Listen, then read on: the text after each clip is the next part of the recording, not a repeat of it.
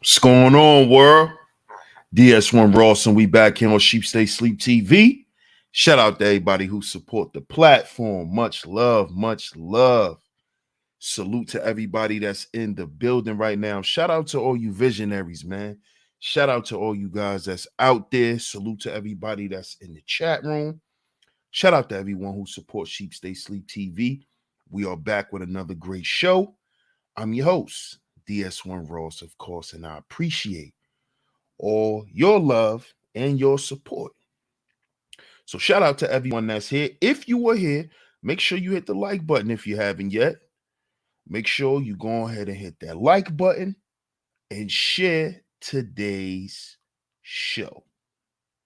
Hit the like button and share today's show, fam. Let's start off by doing that. Let's hit the like button. Let's share the show. Let's hit the like button and let's share the show. While you guys are doing that, I'm going to give over here and give some shout outs. Shout out to everyone in the chat, by the way. But I'm going to start off by saying shout out to Just Ask Shaw. Much love to you. Much love to you. Always coming through and holding down the chat. Shout out to my brother, the number one grinder in the building. Salute, my brother. Salute, salute, salute. As always, man. Shout out to Miss Queena. Shout out to Miss Queena for coming through and holding down the chat as always. Shout out to Miss Letitia. What's going on, Miss Letitia? You know, there's always love over here, Letitia. Shout out to Samaj in the building. Salute. Larry Vaughn in the building. Salute, my brother. Salute, salute. Yeah, man. Yeah, man. Like y'all asked for a part two. So y'all gonna get part two today. We're gonna wrap up the article that I was reading on Thursday. So shout out to you, bro. Salute to Shango Zulu in the building. As always, man. Salute, my brother. Juan G's. Salute, Juan. Shout out to Juan G's, man. Hey, Miss Angie. Good to see you. Shout out to Miss Angie in the building. Always coming through a holding down the Chizat. Clown shoes, my guy. Oh, yeah. Yeah, you finally caught one from the beginning, man. Salute. It's Sakuma in the building. Salute, salute, man. Salute. Hey, Zaire. What's going on? What's going on, Zaire? Good to see you. Fierce Soul. Salute, my brother. Salute, salute, salute. Shout out to everybody that's here. Shout out to everyone that's here. Shout out to all you guys. Shout out to Miss Garnetta Brown in the building. She always ready for the show, and I appreciate that. And I appreciate all you guys, man. Make sure you hit the like button. Make sure you share the show. Make sure you check out my last pre-recorded video. Make sure you guys go and check that out.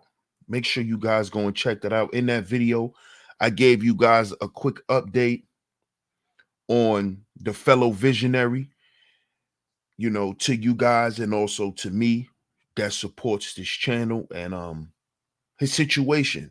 If you guys haven't heard it, make sure you guys go and check out the last video where I left an update on what's going on with the brother. So shout out to y'all, man. I appreciate all the love and the support. And y'all see today's show. Y'all see today's show.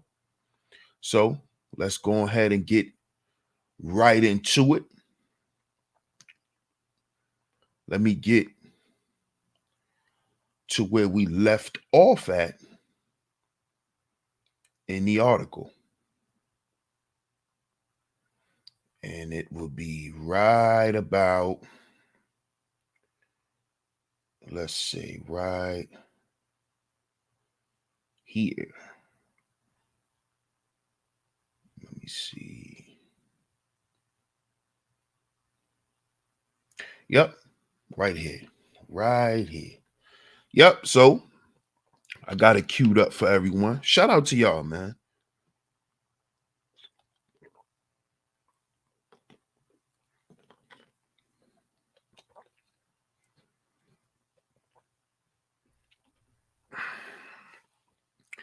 Monday couldn't catch it. Couldn't get here fast enough. Man, it's all good, man. It's all good. It's all good, bro. No doubt. No doubt, Akuma. I appreciate you, bro. Appreciate you, man.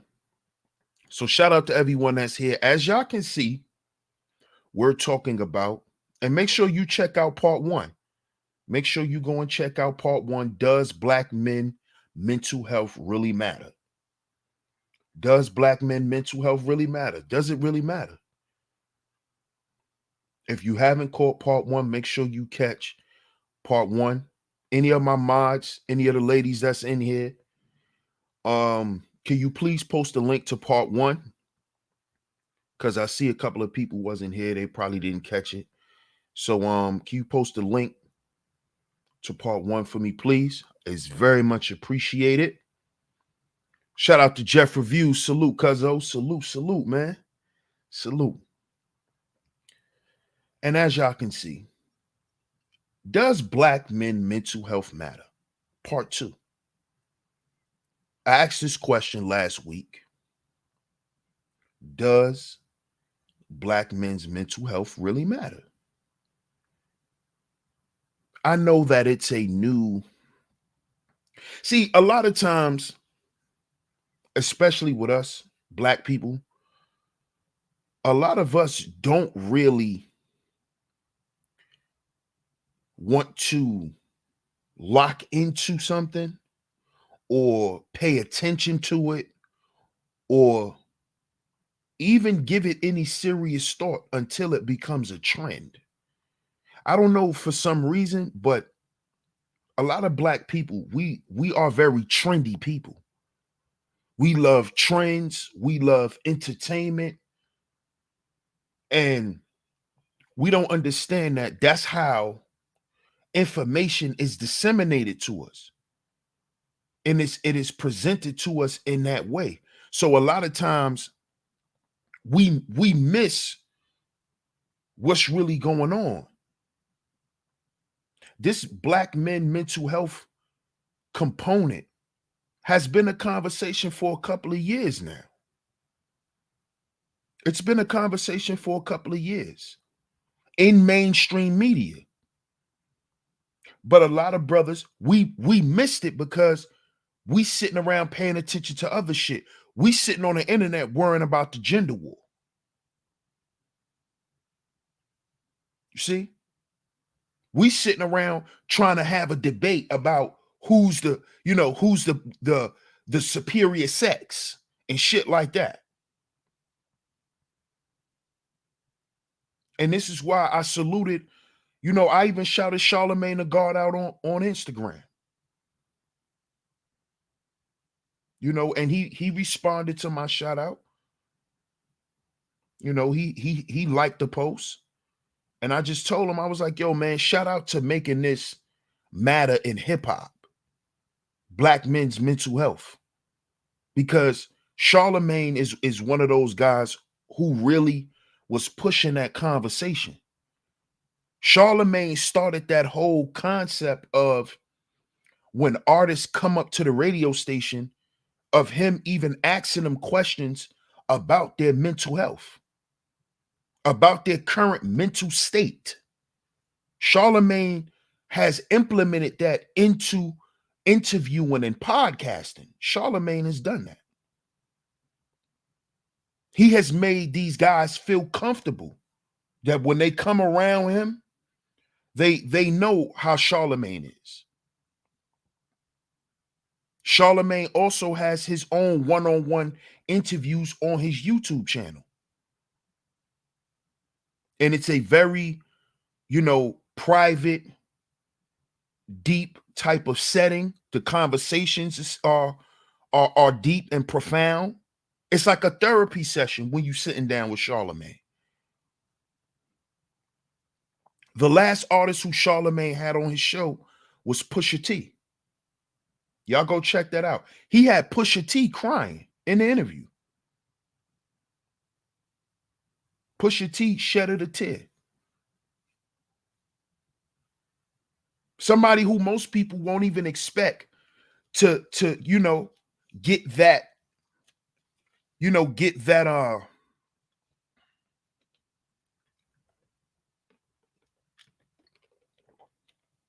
some guys in the industry, you just never think that they will ever open up in a certain way. But that's the power of counseling and therapy, man. Because you never know that you may just be that person, excuse me, that person opens up to. You never know. And Charlamagne is one of those guys, man. A lot of guys in the industry talk to Charlamagne. And they talk to Charlamagne because Charlamagne has explained to a lot of those guys the importance of therapy, the importance of healing, the importance of seeking that level of peace in your life. Charlamagne has made that conversation important in hip hop, and we got to shout Charlamagne out for that shit. Even if somebody may have spoke about it before him, Charlamagne has made it prevalent. He's making it normal. Now that's part of his interview style. This is what Charlamagne has done is profound, because there's not a lot of black men out here that's trying to go that route. Number one, a lot of guys don't want to open up. Number two, it's not as profitable as anything else in the industry. See, there's a lot of things that guys can do now and just make money. So this is why a lot of guys don't focus on things such as therapy, counseling, advisory. And there's different types of counseling. You don't have to go be a psychologist. There's different type of counselors. But a lot of us as men, especially black men, we don't look into that stuff. Number one, as they said in an article, there's a lot of racism involved in these jobs. So that pushes black men out. And the bias is what pushes black men away from therapy. So the racism pushes us out of the industry of wanting to help black men in their mental health situation. And then the bias by the medical providers makes black men say, man, I'm not even going no more. So with Charlamagne doing what he has done, top #1 best-selling book, what Charlamagne has done, it's groundbreaking. And brothers need to give that brother his flowers and show that man some respect when it comes to mental health for black men, man. Because a lot of these rappers that you talk to, they real cool with Charlamagne. A lot of those guys are getting therapy. They're getting a lot of counseling. All of this stuff is, Charlamagne has helped a lot of these guys. Charlamagne has contacted certain counselors and connected these guys. These are facts. Charlamagne advises all rappers from the ghetto, from the streets, from poverty, to go get counseling. You see? This is why I asked the question, does black men mental health really matter? Because on the larger scale, where the people with the big bucks, it's not being spoken about too much. No one really cares to allocate resources to specifically help men's mental health, especially black men. Because how most men are viewed, we're still looked at like the way people looked at slaves. Oh, he's a black man. He's a strong black man. You got to understand certain connotations when they say certain shit. Oh, he's a strong black man. He's a big old strong black man. See, what they're basically saying to you is, nigga, you could take a whole lot of shit. You a big old strong nigga. That means you can take a lot of punishment. That means you can take a lot of abuse. You a big old strong black man.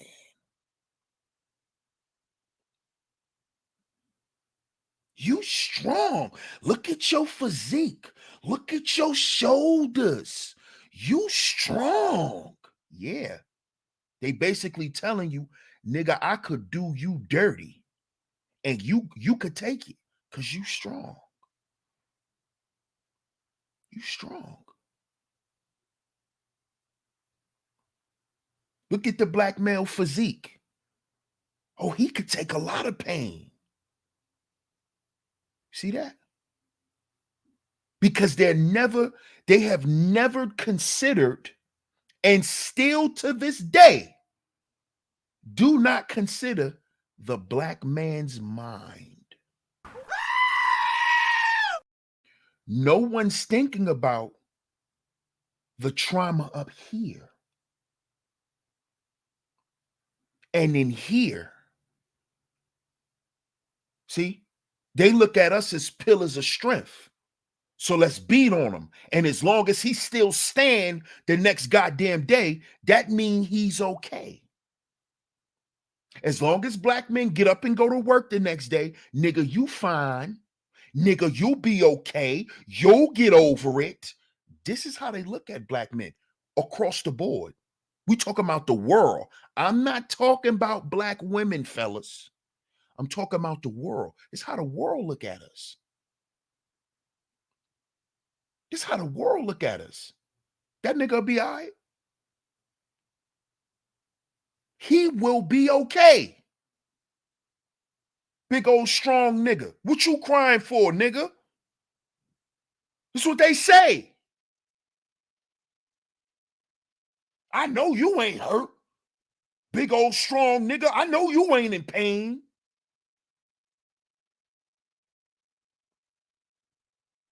And see, when you hear those things, brothers, they're not even considering what you're going through in here. They talking about your body. They're talking about physical. They're not even considering your goddamn mind. That's why I asked the question, does black men mental health really matter? Does it really matter? Because they only consider us as a physical specimen. See? It's always about what you doing, what you doing, what you doing, what you doing. Can you do more? Can you do more? Black men need to do more. More. That's all we hear. More. Not enough. More.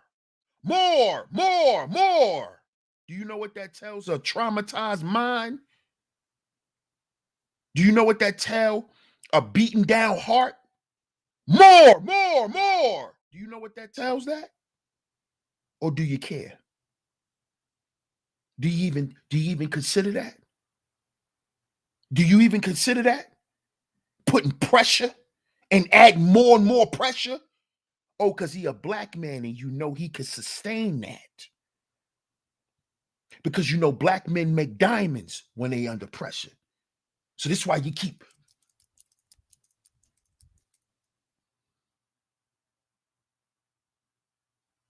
you hacking at that man's mental health.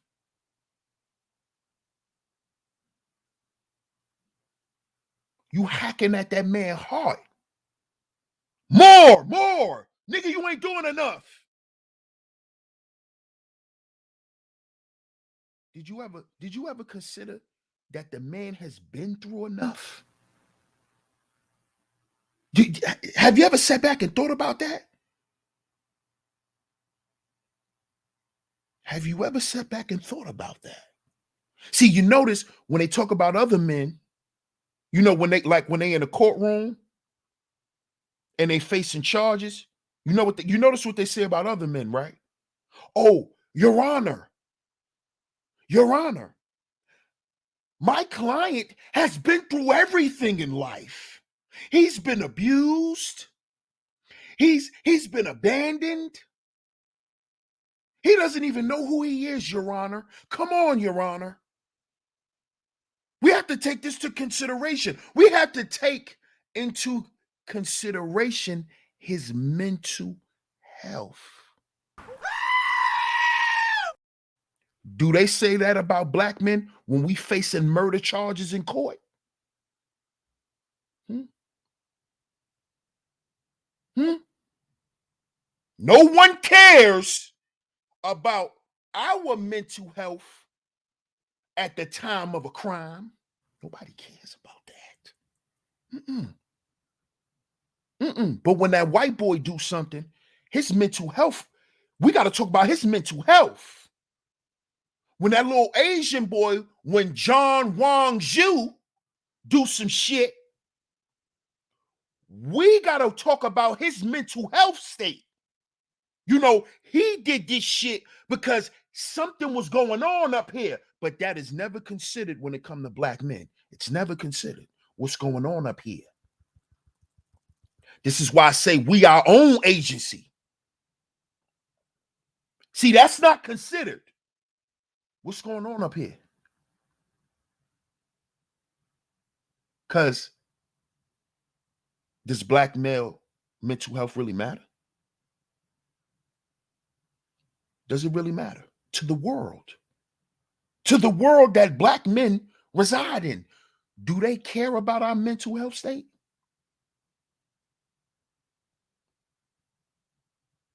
Let's get the article. Shout out to everybody in the building. Make sure you hit the like button. Make sure you share the show. I'm getting ready to share my screen.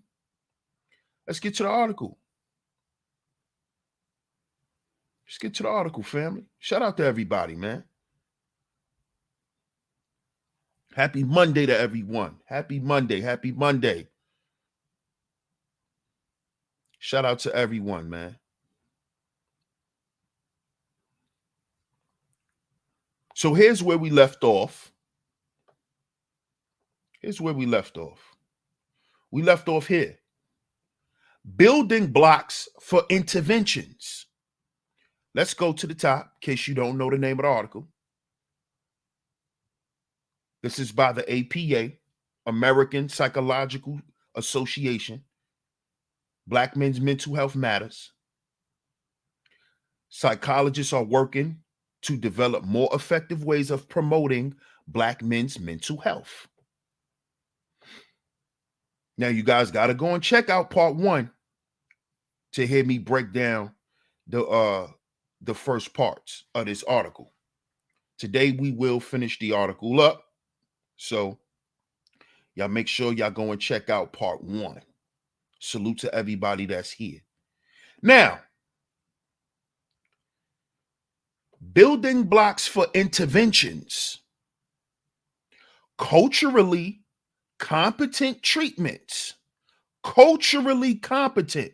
So meaning these interventions that these people are trying to come up with, what they're saying is they have to be based in our culture. This is why I had to shout out Charlamagne. This is why I had to shout out Charlamagne. Because he's in the rap industry, and we know that there's a lot of brothers in the rap industry that's dealing with mental health issues. Unresolved mental health issues, untreated mental health issues. Shout out to OG in the building. Salute, Sonny. Salute, salute. Shout out to the Pro One theologists. You want the answer to that question, Corey? Make sure you go and check out part 1. The Maj dropped it in the chat room. Just scroll up a little bit. Tampa Supreme, salute, salute. Building blocks for interventions. Culturally competent treatments for Black men take these realities into account and, as such, share certain ingredients, say psychologists involved in this work. So what they're saying is they need a way to effectively come up with ways to address our mental health issues. But they have to do it in a way that can be relatable to us. This is why I don't get up here with no script. I don't get up here with no templates, because that is not how you reach people. That is not how you create a genuine connection and bond with the people. I'm not with that template shit. This is not a script. This is not a script. This is coming from me. Live and direct. This is not some shit that I wrote last night like a pastor. No offense to any pastors, but that's not what I'm doing here. Because that can draw people away. You see?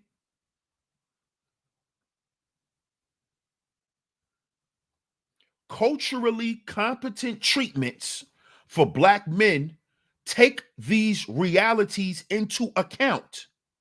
See, this is why a guy like Charlamagne is good, because he's going to take the realities into account.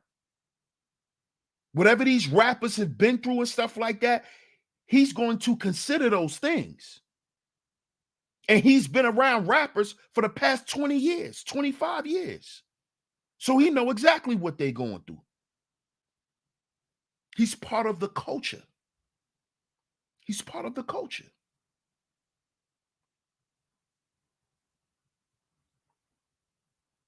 Addressing masculine norms.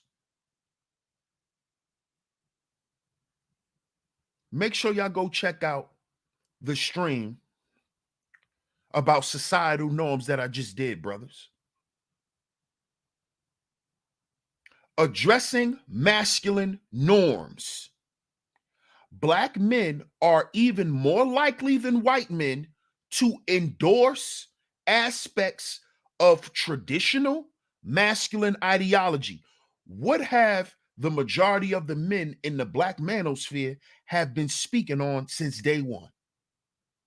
Traditionalism, traditional families, traditional. Why? Because this is who Black men are. We endorse that even more than white men. So no, we don't get it from the white man. No, we don't. No, we don't. And please stop saying what we got from the white man unless you know what you're talking about. Because all of the shit that y'all grandize these white men for, we created it. The Black man. We civilized the white man. We civilized civilization. You have the word civilization today because of the Black man and the Black woman. Understand this. We taught them how to cook their food, how to season their food, all of that. See? All you got to do is go to history. Go to their history and see when Black people wasn't around, how they lived. Then when Black people came around, how they lived. You see? So this kind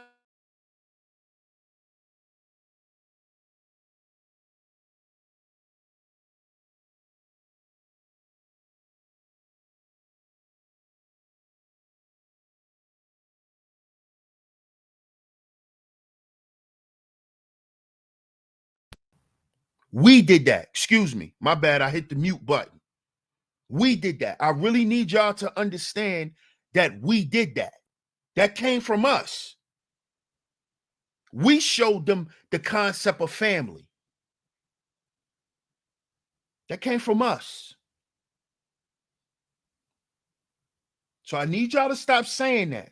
Oh, y'all talking that traditional stuff because y'all get that from, no, we do not get that from no white men. Because look what it says in this article. That is written by who?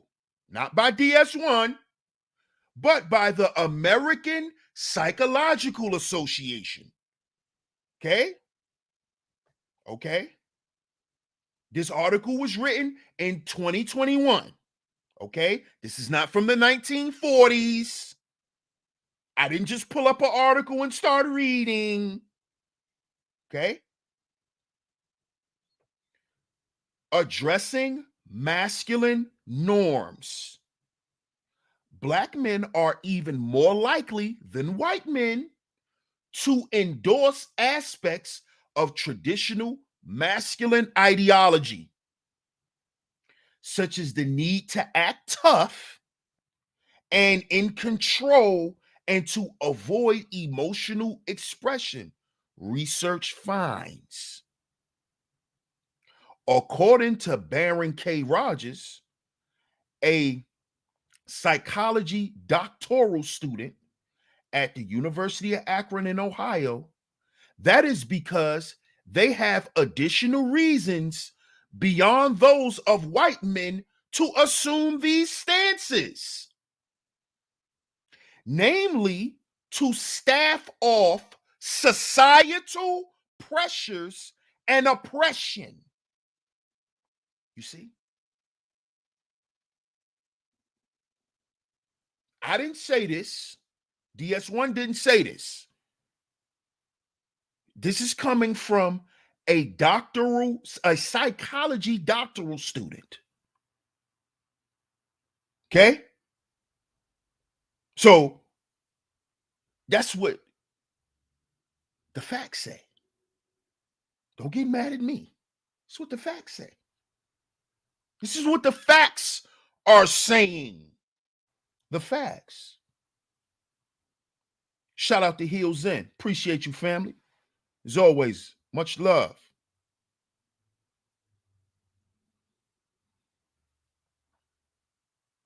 The idea that racial factors intersect, it's not the main problem, but it intersects with unhealthy masculinity norms is also highlighted in the book Cool Pose, The Dilemmas of Black Manhood in America, touched on 1993 by psychologist Richard Majors, PhD, and sociologist Janet Massini-Bilson, PhD. They argued that poor urban Black men sometimes assume a stance of aloof swagger to defend against the harsh realities and racism they encounter in daily life, which wears away at their physical and mental health. Okay? It's a defense mechanism. Not because we afraid of the white man. And no. It is a defense mechanism to try to ward off this mental assault, this psychological assault that racism has done to Black men and is still doing to Black men right now.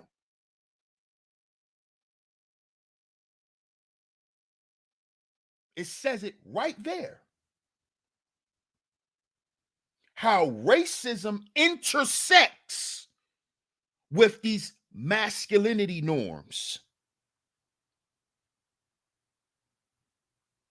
So it's like if we see the white man and the Asian man in society doing better than majority of the Black men, we got to find a way to make people think that, hey, we're just as better than them, or there's certain parts of us that's better than them.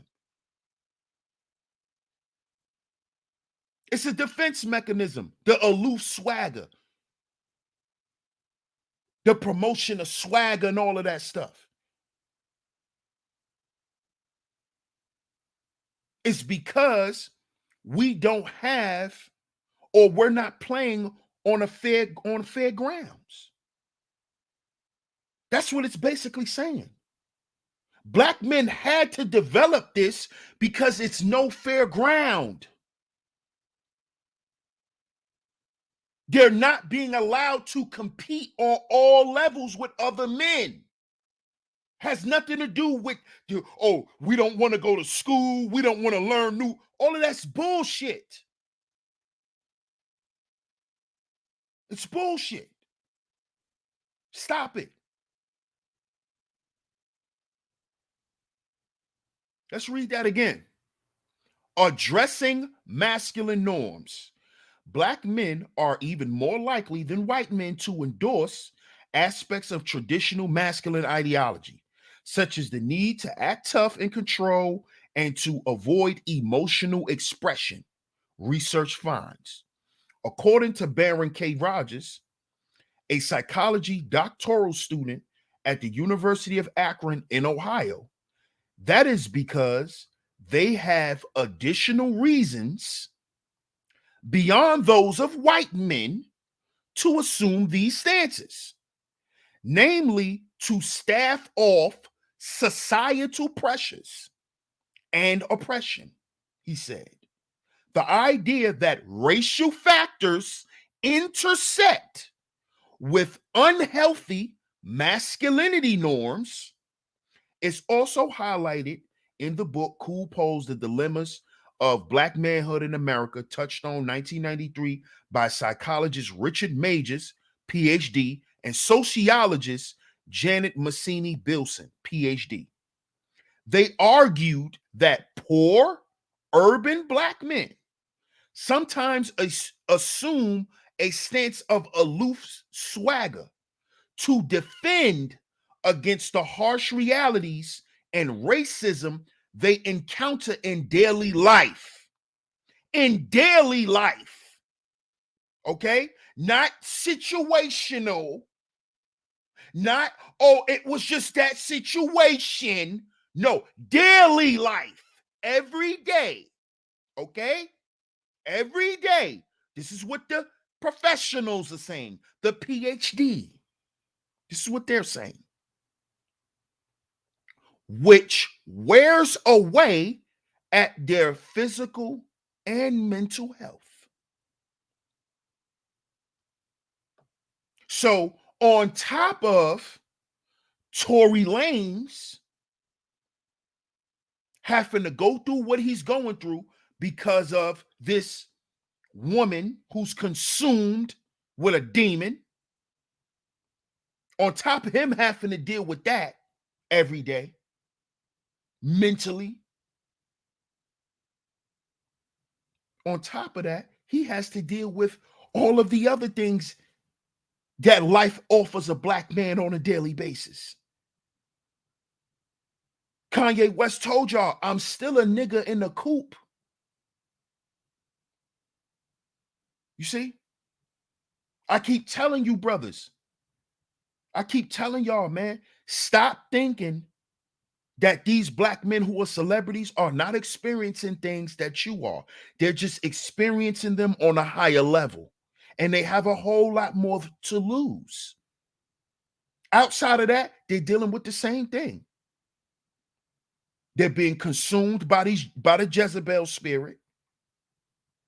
They're being snatched off the street by the police. They're being ran through court, child support, alimony, all of this stuff, brothers. Stop thinking these men are better than you. They're going through the same shit.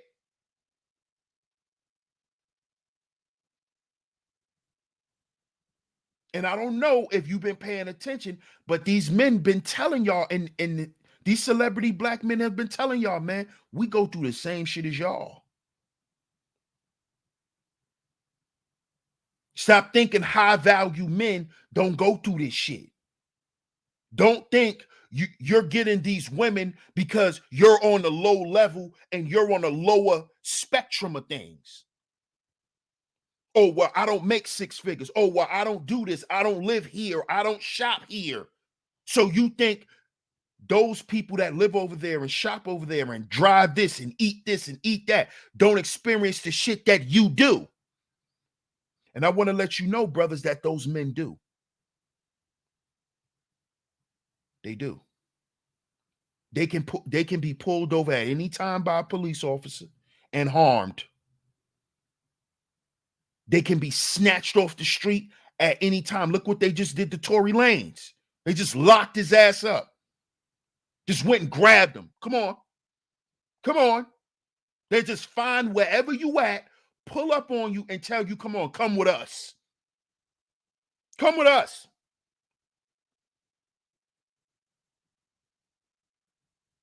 And see, this wears and tears at a man's physical and mental health. No matter who he is. No matter who he is. See, what they want to promote to you guys here online is they want to promote to you and tell you if you're a high value man, you don't experience this stuff.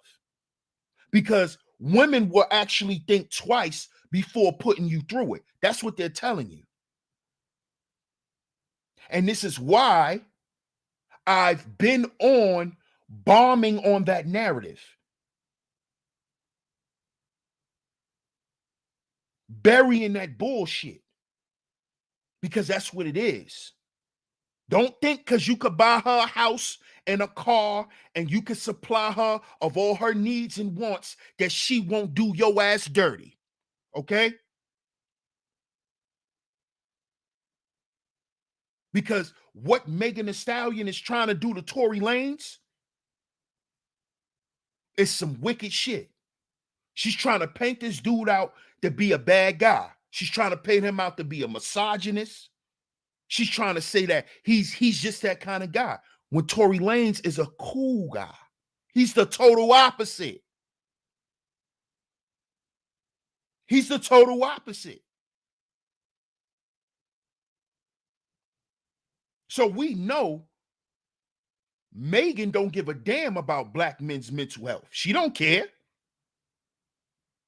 She don't care about what she putting this man through. Off of lies, because she knows she lying. She knows she lying. Her goddamn story keep changing. You see? And they're trying their best to frame Tory Lanez. I don't know if this is just me. I don't know if it's just me. Because I take these types of situations very seriously. But they're trying to find a way to frame this man. One minute he in jail, the next minute he out of jail, the next minute he in jail. Then we came and picked him up. Then we brought him down for questioning. What are y'all doing? Are y'all trying to create a case? What are y'all looking for? This girl already lied about even being shot. She didn't even get shot in the foot. But they're keeping this shit in the media. They're keeping it in the media. This affects black men's mental health. This shit pisses me off. This shit gives black men anxiety to constantly watch shit like this over and over and over and over and over. Why do we have to watch this? Why is this shit plastered on TV? Why is this woman doing a fucking interview with Gayle King? Megan Thee Stallion is not that fucking important. She's not. But they're using her to make a statement. They're using her to destroy another black man. And if we can't take all of his money, God damn it, by the time we finish with him, he won't know his left from his right. If we don't kill his ass, we'll make sure he want to die in his mind every day. Because nobody cares about black men's mental health. That's why they keep abusing us. That's why they keep the level of abuse on high. They don't even think that what they're doing and saying is abusive. You know why? Because you a man. Matter of fact, not only are you a man, but you a black man. This is what they tell us. Not only are you a man, but you a black man. You're supposed to be able to stand up against the world. You're supposed to be able to defeat every goddamn body. You a black man. You're never supposed to fall. You're never supposed to hurt. You never. You a black man. What's wrong with you, nigga? Get up and fight. What's wrong with you? You better show the world you strong, nigga. And what you think black men do every goddamn day? What you think we doing every goddamn day? What you think we doing? Oh, we need to do more.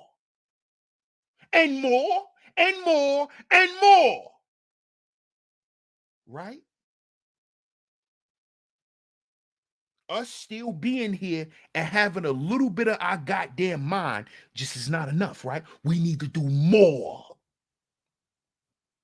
We need to build more.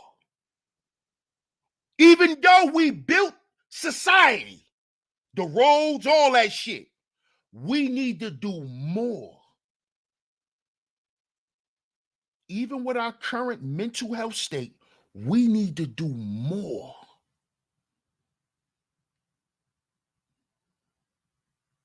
We need to do more. Do you see how everybody treat the black man like a slave? You got to do more, nigga. You didn't do enough. You built the pyramids. That ain't enough. You built the first college. That ain't enough. You started all the goddamn sports that the world play. That ain't enough. We created hip hop. That ain't enough. We invented all the shit that we use on a daily basis. That ain't enough. We need to do more, black men. We gotta do more. God damn. We started dry cleaning. Check my Black History Month series. I'm not even gonna go through that shit. Go to the content. Go to the playlist section. Go to all the Black History Month series. That'll tell you what the hell black men has done. But we need to do more. More and more and more. We got to do more. One Denzel's not enough. We need more. 150 Cent is not enough. We need more. We need more Jay-Z's. More of them. Even though this nigga could have died 7,000 times before he became Jay-Z. But we need more. We need more black men to put their life on the line every goddamn day to become Jay-Z. We need more of that, right? We need more of that, right? Don't you know it comes a point where niggas break down? Huh? Don't you know? We're human, man. There's a point where we're gonna break down. The goddamn machine is gonna stop working.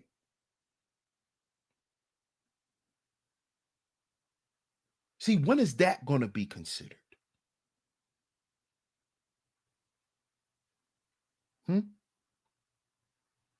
The pressures that is on black men every day. When will that be considered? I'm not talking about mentioned, I mean considered. See, because when you mention something and when you consider something, it's two different things. See, when you consider something, you move out the goddamn way.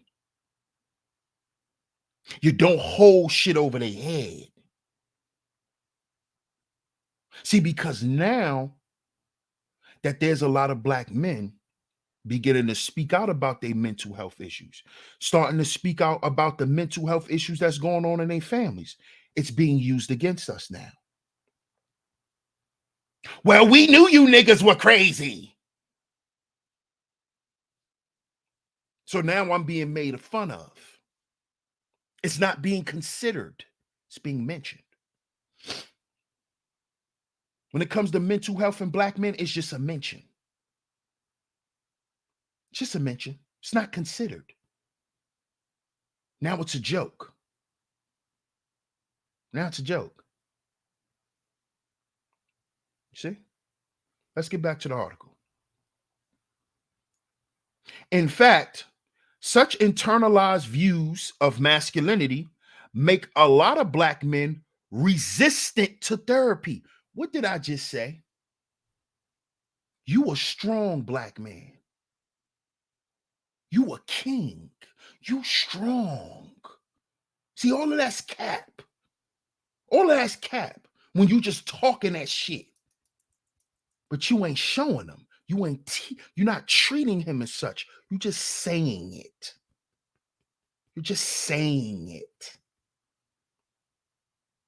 My son is a king. My son is a prince. But then as soon as you get mad at him, you go tell him to go sit his stupid ass down somewhere. Right? But on Instagram and on Facebook, your son is a king, he's a prince, he's the heir to the throne. But then when he get mad, you go tell him go sit his stupid ass down. That's how you talk to the future king? That's how you treat your future king? When you get mad at him, he not a king. On social media, he a king. On social media, he a prince. Right? Right. But when you get mad at him, you're threatening him. You're telling him how he ain't shit. You're telling him how slow he is, and how much of like he is like his daddy.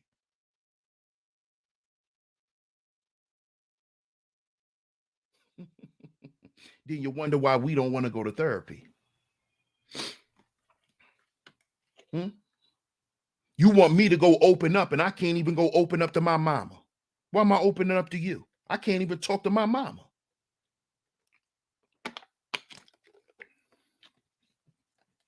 My mama used to call me stupid all the time. That's why I dropped out of school. Why go get good grades? My mama don't care. My mama think I'm stupid. My mama think I'm stupid.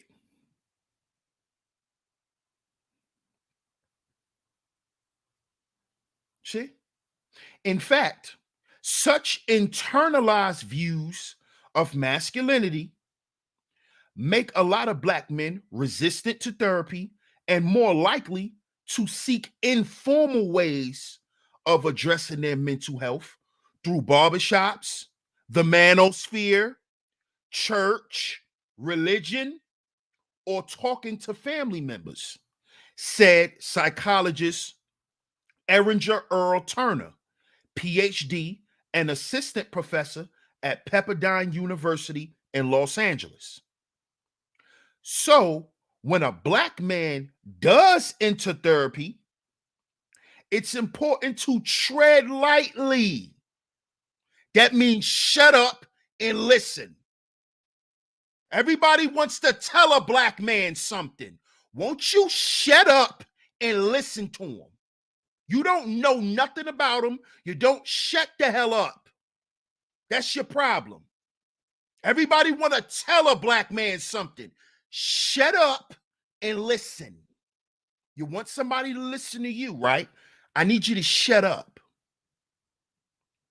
This is the problem. Everybody wants to tell a black man something. Everyone is so matter-of-factly with black men. Oh, well, you know, DS1, if you just did this, you know, and other black men are like this too. They think it's a one quick fix for everything that black men go through. Well, you know, if you just go and do this, well, you know, if you just start doing this, nigga, I have a multi-layered problem. How the hell you gonna tell me to just go do that? How you just gonna tell me to go do that? But this is how people treat black men, because black men are still looked at as slaves. So, nigga, we here to tell you what to do. Your help is you doing what I tell you to. That's how they treat black men. That's how they treat black men. So it's important that you tread lightly when you're helping, when you're providing agency to other black men. You tread lightly, slow down, get up, let up off the gas, relax yourself, because you don't know what you think you may be doing the inverse effect. You need to slow down. You need to assess what you're doing and how you're doing it. This is a multi-layered problem that men are dealing with.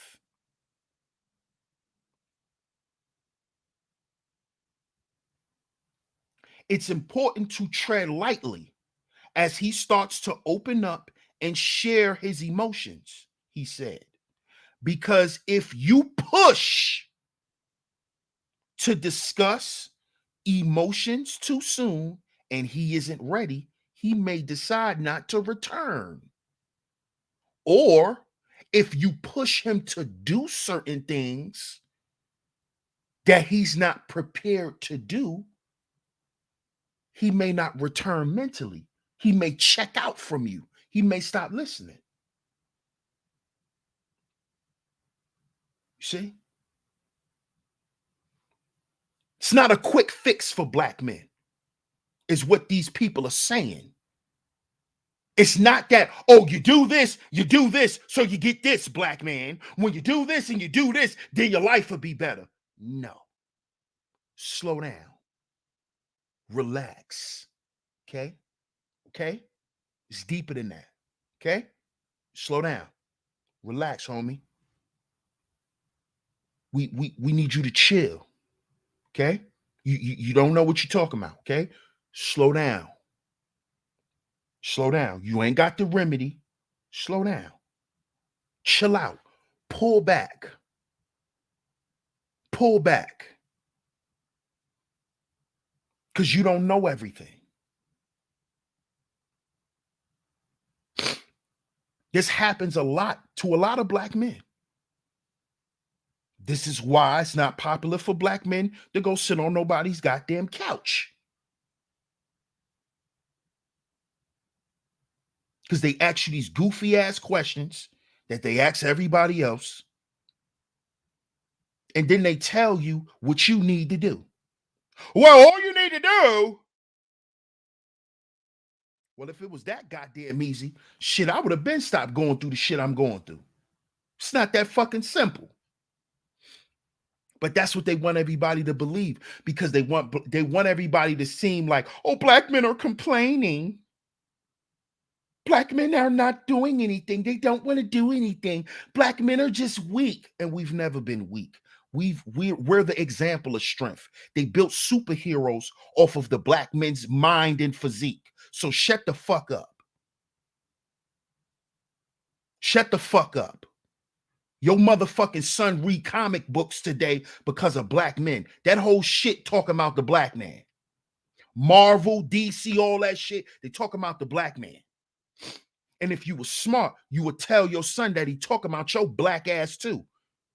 Because that's what the comics is talking about. Black men and black women.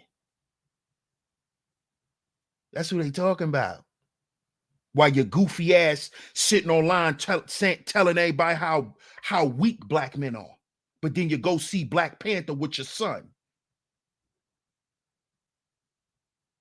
Then you go see Black Panther. You fool. You goddamn fool. Who you always thought they was talking? Who you think Nightcrawler is? Who you think Wolverine is? Who you think Iron Man is? Those are all concepts of the black man. Iron Man. Wolverine. The man who could heal himself. All those are concepts of the black man. While y'all running around here talking about what niggas don't want to do and what niggas don't want to be. Who you talking to? Better go read a book. Matter of fact, go read this article. So you could think before you say something out your mouth and you don't know what you're talking about. You just mad at your man.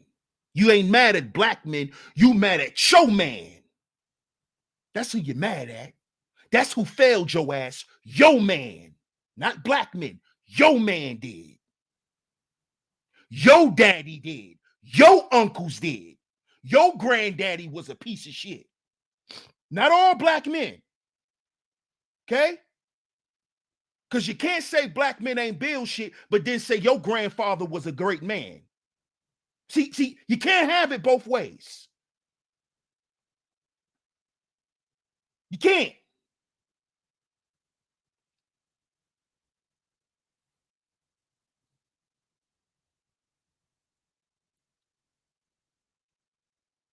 So, when a black man does enter therapy, it's important to tread lightly as he starts to open up and share his emotions.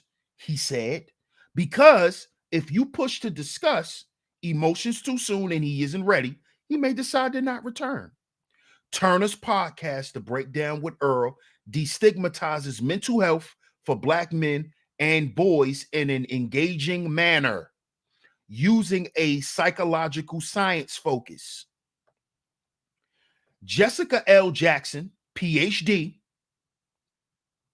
a counseling psychologist in Houston and global diversity, equity, inclusion, and belonging care lead at the mental health tech firm Modern Health, has done some of this work with black men in settings including the VA Greater Los Angeles healthcare system, the Harris healthcare system in Texas, and private practice.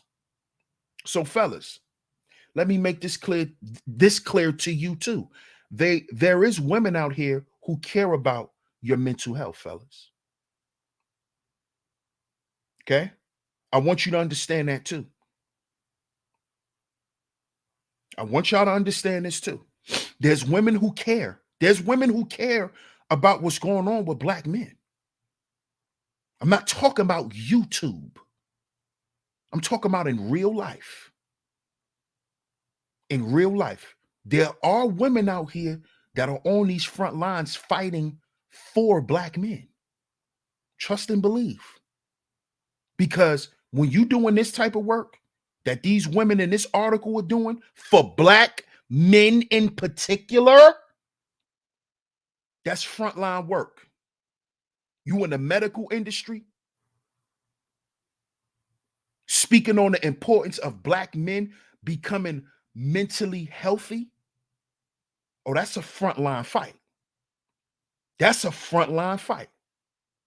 And we got to salute the women who are doing this because there's a lot of women doing it.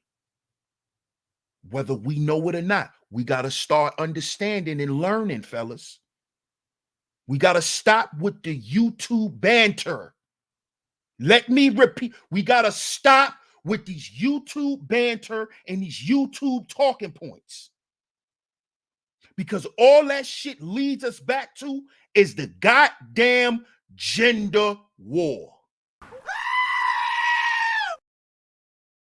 When we sit around and we shoot the shit back and forth as men and women using these YouTube talking points, I'm a red pill, you're this, you're that, 304, all this goofy shit, it leads right back to the gender war. which is not mentally healthy for men or women. But in this case, the men. Gender warring is not healthy for us, fellas. Look at what it has done to the men in this space. Look at what it has done. Look how much it has exposed. It's not healthy for us, man. But just understand this, fellas. You ain't got a gender war no more. There's women out in real life. Fuck these women on YouTube. There's women in real life that is fighting for your sanity. Believe that. Y'all give me 1 second. I'll be right back.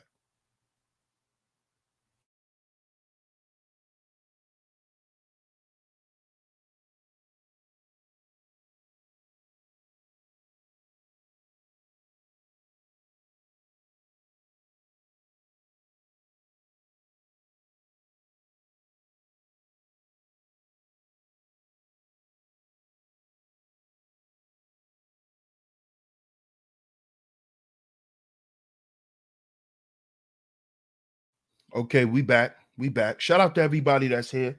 Make sure you hit the like button and make sure you share today's show. Let's get back to the article. Jessica L. Jackson, PhD, a counseling psychologist in Houston and global diversity, equity, inclusion, and belonging care lead. Look at all the things she specializes in.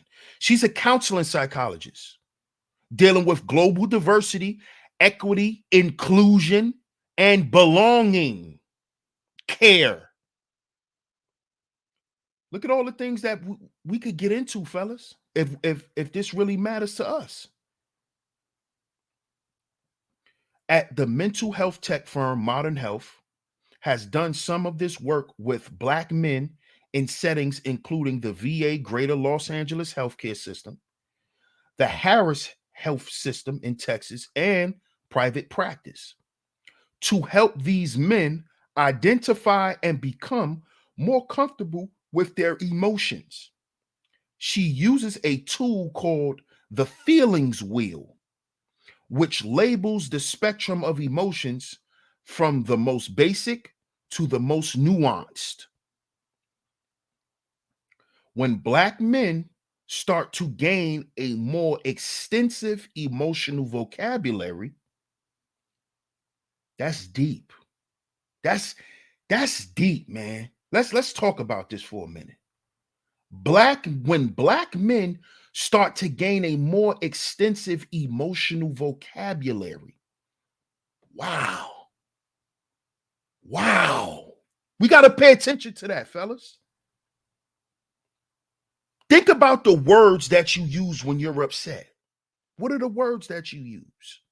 And I'm not saying put it in the chat, fellas. I'm not trying to put nobody on the spot, but just think about that.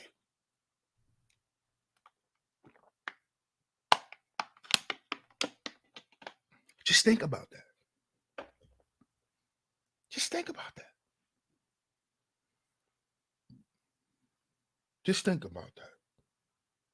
When you get mad, do you use the same words over and over? In an argument, what words are you using? Because a lot of us do not have an extensive emotional vocabulary because we were taught to not express our emotions. Remember, you a strong Black man. You a big boy. Remember this? Remember this, fellas? You a big boy. Remember that? Remember that? Remember that? You a big boy. That was basically your mama or the women in your family telling you to shut up and don't show emotions. You a big boy. And then you trying to express why you're crying, and they tell you, I don't want to hear that. You a big boy. You a big boy. His vocabulary is suppressed. Our vocabulary suppressed from when we're young. from when we're young. Mommy don't want to hear that. You mommy big boy, right? You mommy big boy, right? Then stop crying. You don't even want to hear why the boy telling you he crying. This is why, as grown men, we don't have an extensive emotional vocabulary. We don't know how to say what's wrong. Because when we tried to tell y'all what was wrong, it was you strong. You a king. Mommy don't want to hear that crying. Mommy don't want to hear that. See, it was told to black men when we're hurt and we're trying to express why we're hurt. We were told that we're whining. That's what we were told. We don't want to hear that whining. See, it's different when daddy tell you we don't want to hear that whining and when mommy don't. See, when mommy tell you she don't want to hear that whining, that's because she don't want to hear you crying because she don't want to have to deal with it. See, when daddy tell you shut that whining up, it's because you know you done did something wrong and you whining because I checked your ass and your feelings are hurt and you want me to feel bad for checking you. See, that's why daddy says shut that whining up.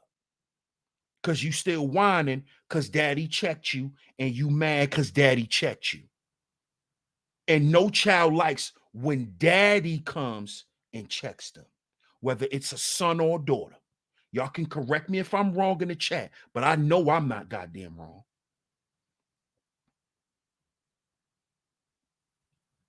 The children don't like when daddy come and set them straight because it's a different level of correction. See, mommy telling you to be quiet just because she wants you to shut up because she don't want to hear no crying. See, daddy will let you cry. Daddy will let you cry. Daddy will let you cry and don't get upset or none of that. Still give you your food here. Eat. You hungry? Still crying? You be all right. See, that's daddy. That's me. Oh, your feelings are still hurt? You be okay. You know why dad did that to you. You know why dad put you on punishment. You know why dad did it. You just don't want daddy to do it, and you want dad to feel bad for doing it. See? But just pay attention to that, fellas. Let's continue. When black men start to gain a more extensive emotional vocabulary, it provides fuel for the next stages of therapeutic work. Wow. Wow. So a lot of us can't even get on the journey because of the things that we're saying or the things that we're not saying.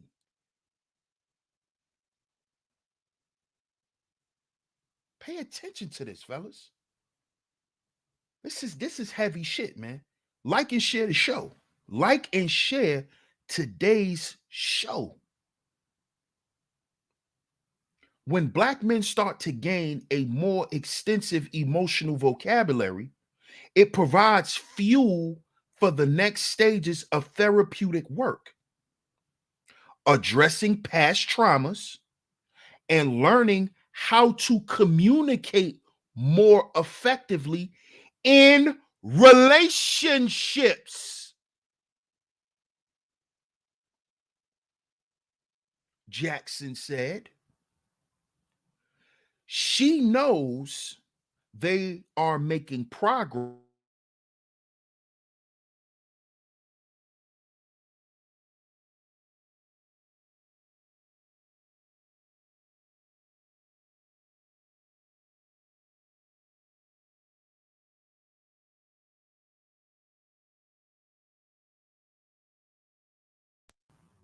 My bad, y'all. My bad. Let me go back. Let me go back. Addressing racism, culturally competent treatment for Black men also involves directly and therapeutically addressing issues of racism, said Rogers, who was on internship at Counseling Center at Penn State University. That means making space for clients to identify racist incidents that they have experienced and the feelings that arise because of them.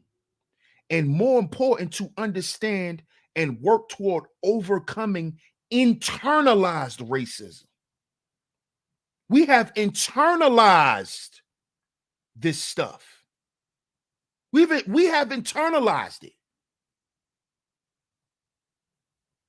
Whether we know this or not, fellas, I know I have internalized it because me and my friends have been getting harassed by the police since we was 13 years old.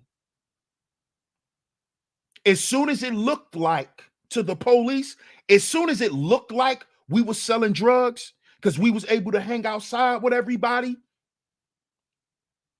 not just be outside as a kid, but now you hanging with the, the who's, man,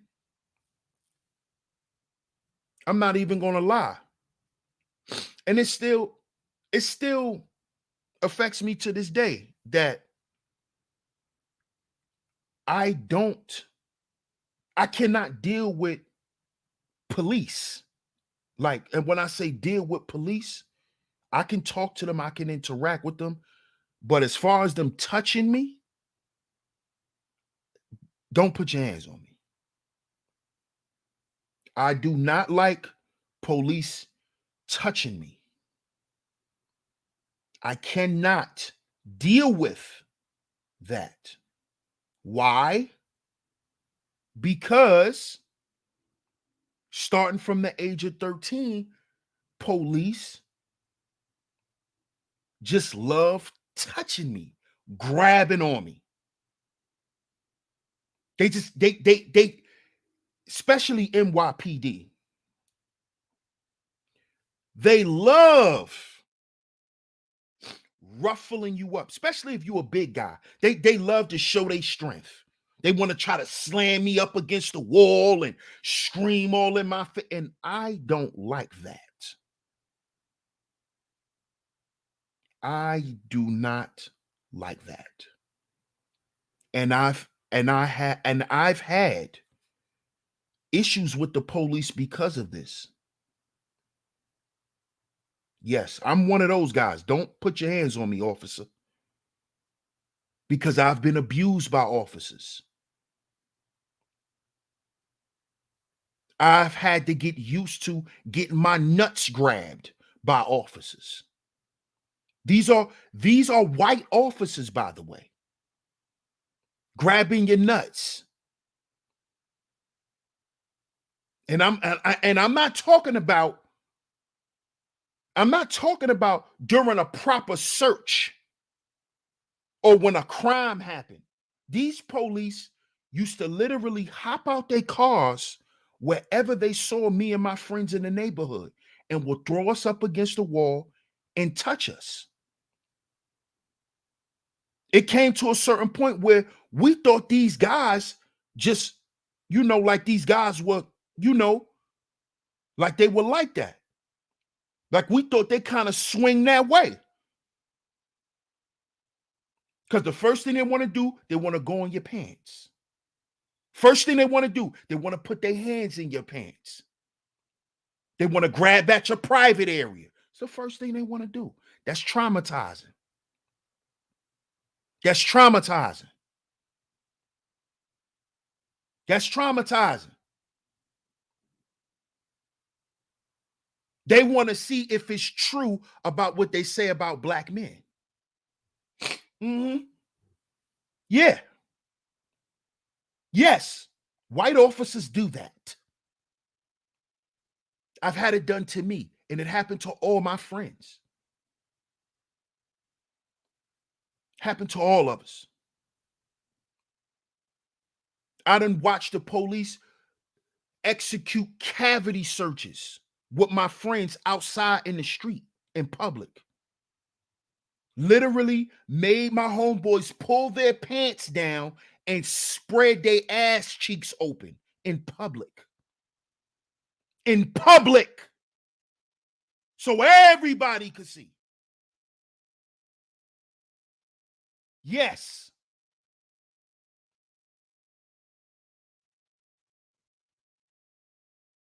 This is traumatizing. Just because you're a black man. Just because you're black. You're a black man and you're in the ghetto. You're a black man who grew up in poverty. You know what that does to you as a man? When you got to accept being fondled, you got to accept that because that's the police. Let's not even talk about some of the other things that happen to black men at the hands of these sick-ass police officers because of they racist. Let's get back to the article. That shit's pissing me off. For white psychologists to work effectively with black male clients. Are you hearing this? For white psychologists to work effectively with black clients. It is imperative because you got a lot of black men now who tries to go with the narrative of, oh, well, why we just got to stay with our people? We could go to other people. Yes, you can. But these white psychologists, in order to effectively help you, it is imperative that they develop a deeper understanding of racism and its impacts by keeping abreast of the latest scholarship, taking continuing education classes, and getting training in the area. Okay? So your white therapist needs to understand racism on a deeper level. They need to understand this. They don't need to ignore it. Oh, well, I don't need to know because I'm not racist. No, in order for you to effectively treat your client who's black and who's a man, you must understand it. If you want to do your job effectively, you must understand it. Has nothing to do with if you don't like someone or not. Okay? We got to get out of that shit. We need the job to be done correctly and effectively. In fact, for license renewal, several state licensing boards specifically require courses in cultural diversity. Now, we do know that cultural diversity shit a lot of times don't have nothing to do with black people. They go all across the board. They don't just focus on black men. And to most people, they feel like they shouldn't have to. But according to this article, they should. When it comes to cultural diversity in these cultural diversity classes, a lot of times it be cap.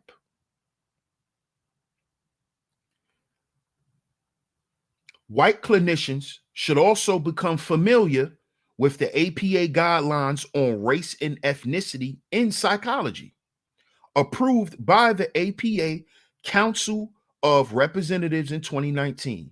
Among other points, the guidelines state that psychologists should consider their own biases, privileges, and socialization in relation to race and ethnicity and work to address organizational and social iniquities and injustices inside and outside of the field.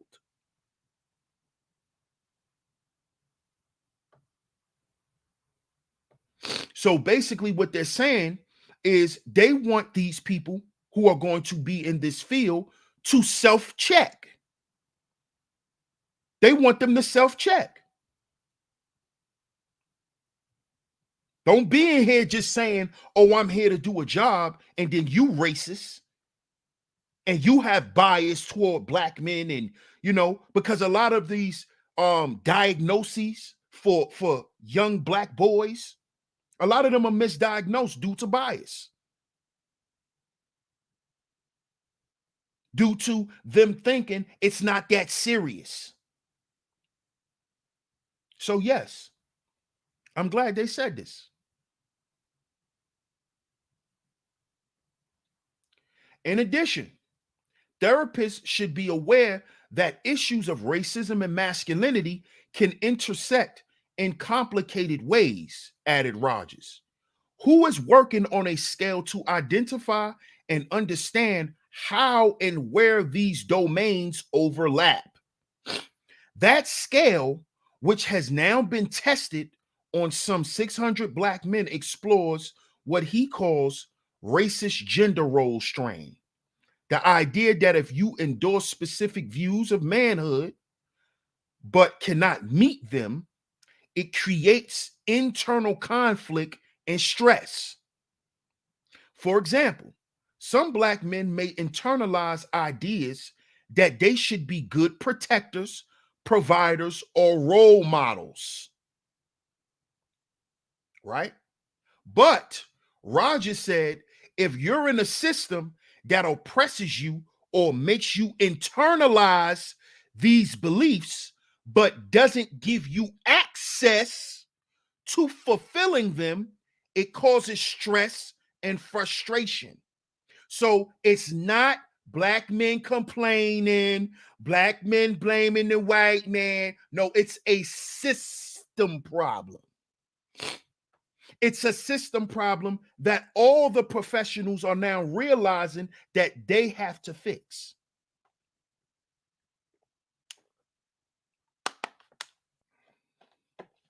Because them mulling over this stuff, it has created a bigger issue in society.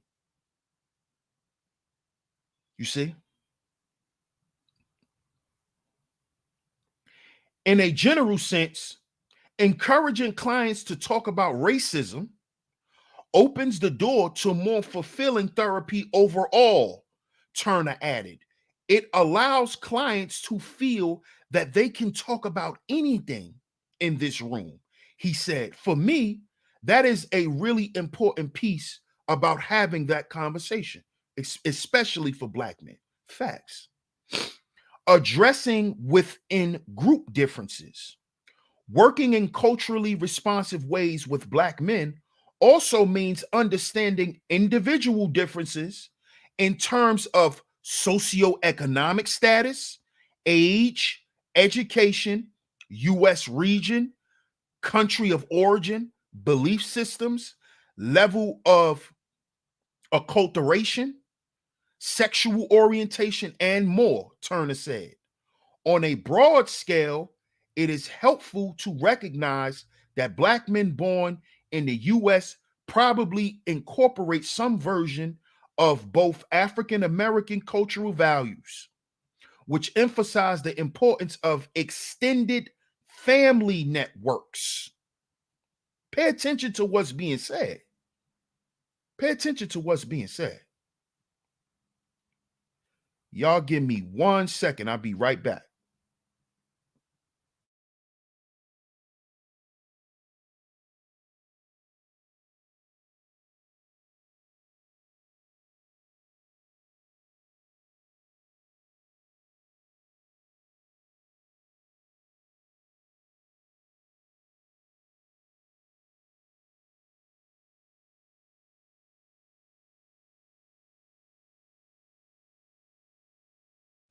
My bad, y'all. That was an important phone call.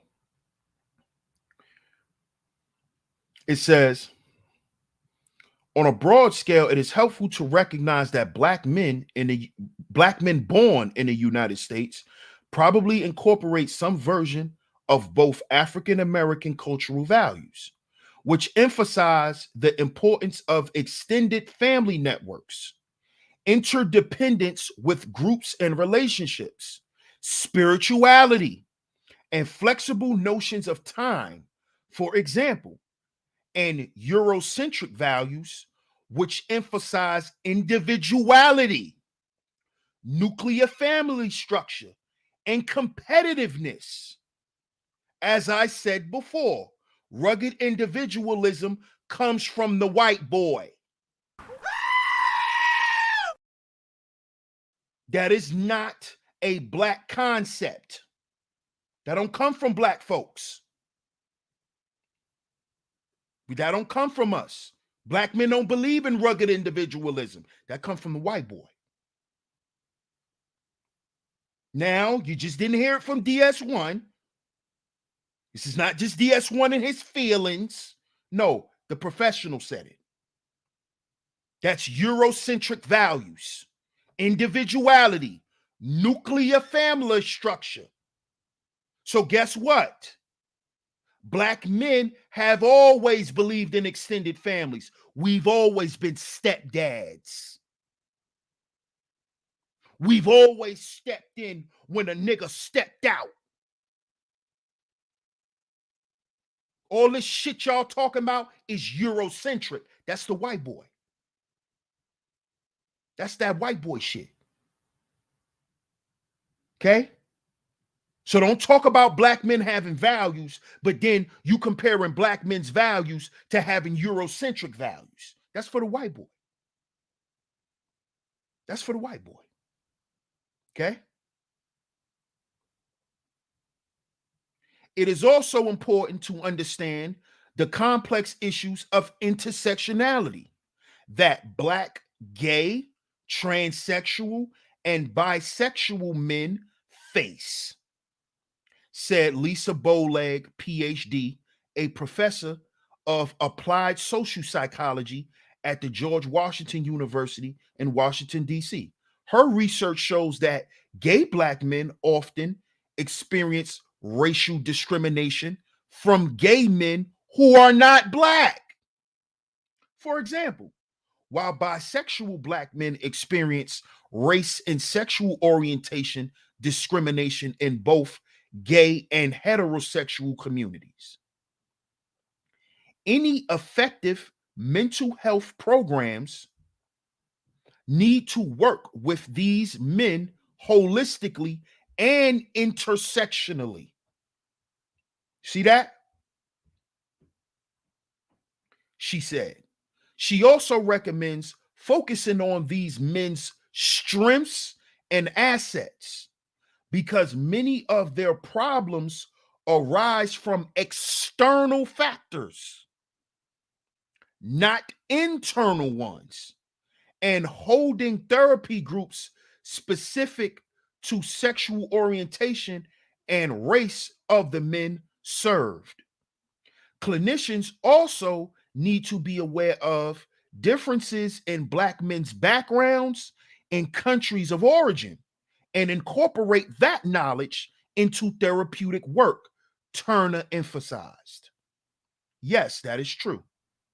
Because you cannot give the same type of therapy to an American and an African American man that you may give from a guy from Jamaica. You know, because his the way he see things is different. For example, 8% of black people in the United States are immigrants from countries in the Caribbean, Africa, and elsewhere. And there are significant differences among them. Those who grew up in predominantly black cultures, for example, are less likely to view themselves as inferior because they have not been exposed to historical racism in their home country. Hence, Their cultural identity may serve as a buffer. See, this stuff is important. It's important.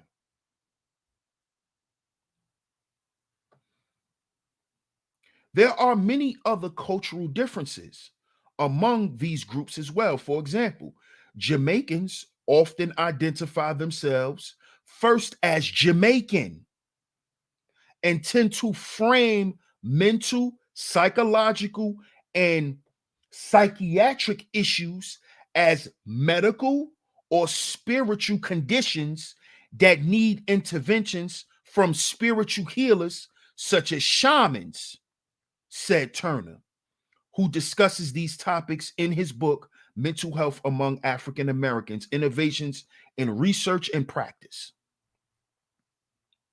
As a mental health practitioner, you should be aware of these different cultural and spiritual values, he said, but you should also avoid overgeneralizing this information. Incorporating group work. Working with Black men in groups formats, working with Black men in group formats can also be a powerful intervention. Thanks to the sense of camaraderie, we are our own agency. That's why you hear me say that, fellas. Thanks to the sense of camaraderie these groups foster, seeing that other men have similar difficulties can make careless stigmatizing, Jackson explained.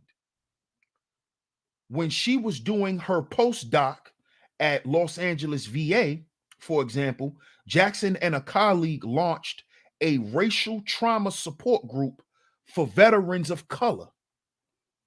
That arrangement proved at least as effective as one-on-one therapy, she said. Even after they finished the group, the biggest feedback we received is that they continue to meet outside of that setting. See? They became friends and they wanted to continue. They knew that they had a language for their emotions and they were able to use it with each other. At Penn State, Rogers provides group trainings to students of color on how to address racial microaggressions at the time that they occur. Part of that training includes a series of questions he develops that helps students consider details of the event itself, possible responses, possible consequences, and how to handle them, and how their own values and supports can serve as protective factors. We are our own agency. You see, that's what that was all about, fellas. Showing you brothers that there are brothers out there like you. It's about camaraderie. Because it's about what? Developing a extensive emotional vocabulary. You see? And that will tend to develop when you're around people who are like you, when you are around people who've been through things like you. So you're not feeling like, oh, whoa, it's me. No, it's you and it's the other 5 guys who are around you. And then y'all will seek to help each other and to make sure each other is better. That's what this is about. That's what agency is about. That's what family is about. Expanding the treatment lens. Meanwhile, other psychologists are leaving standard treatment modalities and venues behind entirely and bringing interventions into communities that embrace the background, culture, and challenges of men of color, including Black men. Stevenson and Powell, for example, are both well known for their research and interventions in barbershops, which demonstrate that these central social meeting places and their staff can be powerful vehicles for encouraging healthy and help seeking behaviors. Something that black men don't know how to do is ask for help. I'm one of those black men. I don't know how to ask for help a lot. I just don't. If I ask you for help, it's because I really, really need it. And it's because I done exhausted all of the things that I could do, which is not a good thing. And I'm learning that as I get older. It's not healthy. In a similar vein, mental health advocate Lorenzo Lewis leads the Confess Project, which seeks to promote a mental health culture among boys and young men of color and their families by training barbers as mental health advocates. That's powerful. Among the country's most innovative and comprehensive programs is the National Compadres Network, founded in 1988 by psychologists Jerry Tello and Richard Carrillo, PhD.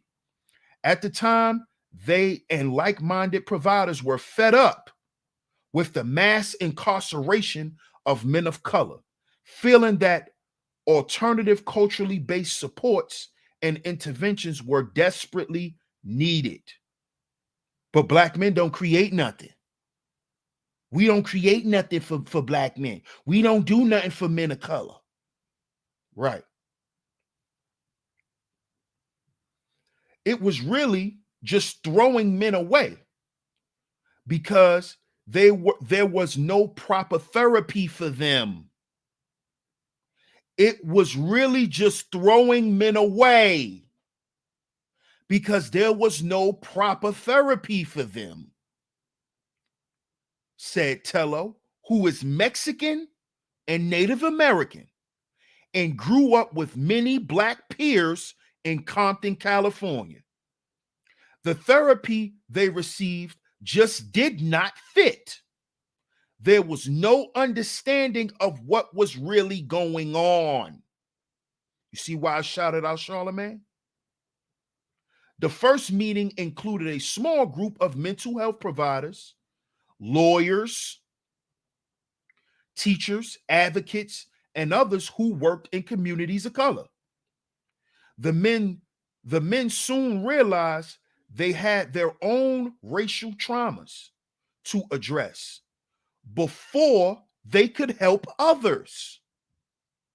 After an emotion-packed gathering, we made a commitment that we first had to recover our own sacredness as men and heal from generations of wounds due to racism and oppression, Tello said. The group has since blossomed into a major national network that includes hundreds of providers in more than 40 US cities who have worked with thousands of men of color, including a large proportion of black men. It has satellite offices around the country and a variety of programs and trainings that cover topics including parenthood, teen fatherhood, relationships, addiction, rites of passage, acclimating to society after leaving prison, and more. Since 2011, the group has also collaborated with the Brotherhood of Elders Network, an organization that creates programs and interventions to impact the lives of Black boys and men in positive ways. Together, the organizations have launched the Healing Generations Framework, which fosters families and community healing by incorporating indigenous, culturally based practices. A central format for these programs is extended kinship circles. We are our own agency, brotherhood. This is what Black men has always been a part of, has always promoted. Always. This is nothing new. We don't believe in rugged individualism. That is not the way of the black man. That is not the way of any man of color. We don't believe in that shit. A central format for these programs is extended kinship circles, where men and boys, sometimes from multiple generations, come together to talk, share in communal ceremonies, and heal racial wounds, said Tello.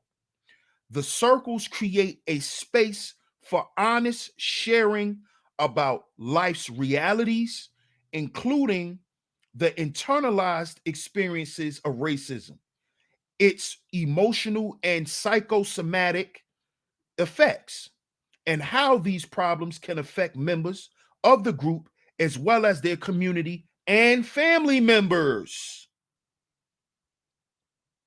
Black and brown people kill ourselves because we've been indoctrinated about how bad we are. And now we believe that, Tello said.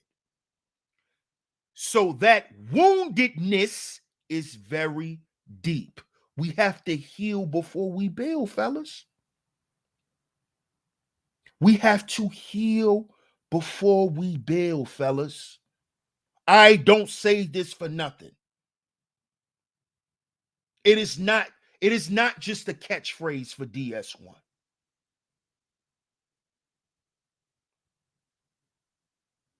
This is something that I understood a long time ago.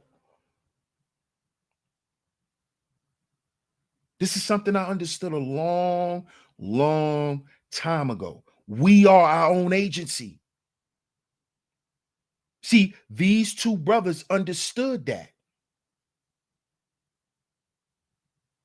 that the stuff that was out there for us wasn't helpful because it wasn't speaking to us directly. You see? They understood this, Tello and his partner, that we're our own agency. We gotta do this. It's the purpose of brotherhood. But we also have to understand who we are as brothers individually, that everyone's situation is unique. Okay? Let's finish up the article. Shout out to everybody who was here. Shout out to everybody who stayed the whole time. Shout out to you guys, man. Shout out to y'all. Shout out to y'all. To counter these traumas, group leaders hold that all men, like all human beings, are sacred and have a sacred purpose.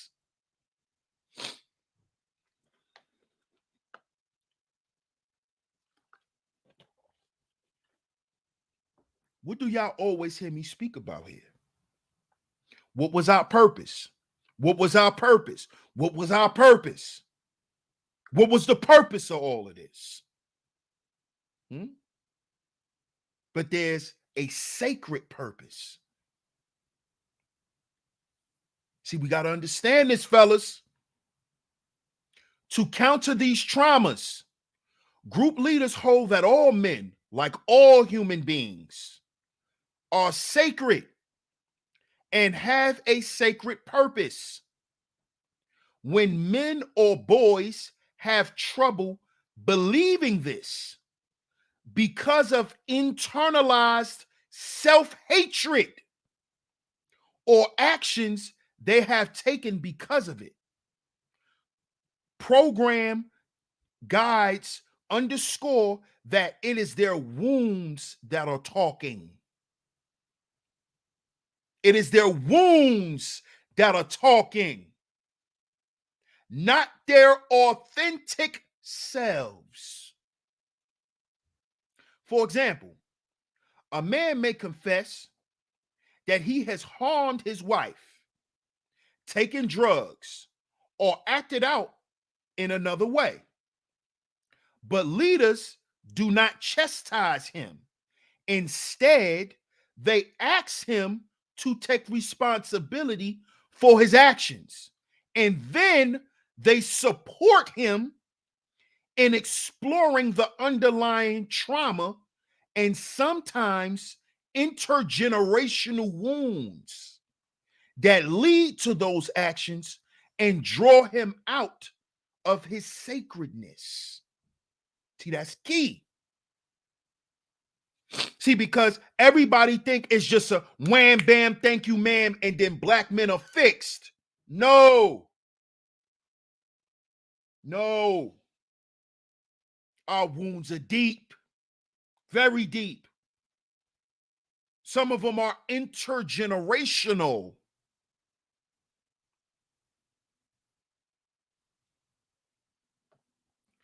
Thanks to this deep community-oriented support, members eventually see themselves more clearly and gain insights that lead to healthier behaviors, Tello said. The overall aim, he added, is to help men of color make positive choices despite their lived experiences and traumas. Yes, we experience racism, he said, but the choice is, do you transform it or do you transfer it? If you want to transform it, come sit with us. If you want to transfer it, then keep doing what you are doing. And that is the end of the article. For any further reading, it is there. Shout out to everyone. Shout out to everyone.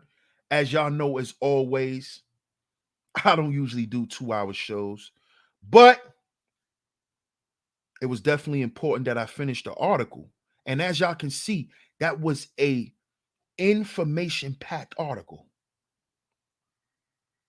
The link to the article will also be in the description box. So you can read the article as many times as you want. You can save it to your computer. You can use it for whatever. But as y'all can see, black men mental health is starting to matter in the world. It is starting to matter in the world. So that's why it should matter to you, black men. Because guess what? We do have people in the world who care now. We do have people in the world who care. Okay? We do have people there that's helping us. We have it. Let's go and find that. I appreciate y'all for tuning into today's show. Make sure you like, share, subscribe, hit the notification bell so you're notified every time I drop some new content right here on Stay Sleep TV. Shout out to all of the visionaries. Shout out to all of the visionaries as always. Shout out to my lovely ladies who are always holding down the chat. Shout out to y'all. Shout out to everyone who tuned into today's show. Make sure you check out part 1 of today's show. I will be leaving that also in the description box. I appreciate y'all for tuning into today's show. If you enjoyed today's show, the Cash App is going across the screen. Cash App $SheepStaySleepTV. Cash App $SheepStaySleepTV is where you can go. I appreciate all the donations. If you've donated via Cash App, via Super Chat, I appreciate y'all. But make sure y'all like and share today's show. We want this message to get out to all the brothers, man. I appreciate y'all once again. DS1 Raw, Stay Sleep TV. And remember, brothers, we got to heal before we build. We got to heal before we build. Because if black men mental health matters, then you would understand that we're our own agency. We're our own agency. Catch y'all on the next one. Peace.